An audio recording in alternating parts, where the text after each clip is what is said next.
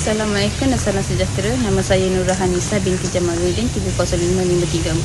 Saya pelajar dari pengurusan kerja sosial. Hari ini saya ingin membincangkan isu jenayah seksual di sekolah yang semakin serius dan membimbangkan. Jenayah seksual ini bukan sahaja melanggar maruah mangsa tetapi juga memberi kesan mendalam terhadap kesejahteraan emosi dan sosial pelajar. Antara punca utama berlakunya kes ini ialah kurangnya kefahaman pelajar tentang empati, sepadan diri dan perasaan orang lain.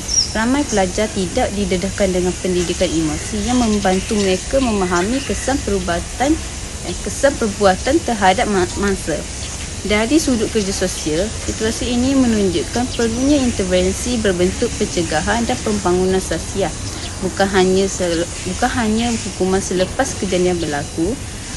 Cadangan utama saya ialah melaksanakan program pendidikan emosi dan empati di sekolah secara berkala.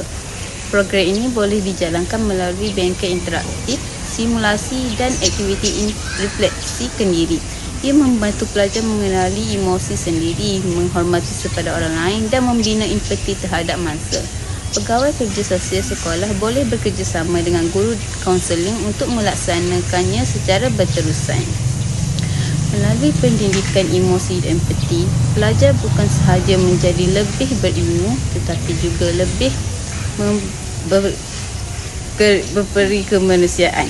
Ini ialah asas kepada sekolah yang selamat dan sejahtera. Sekian, terima kasih.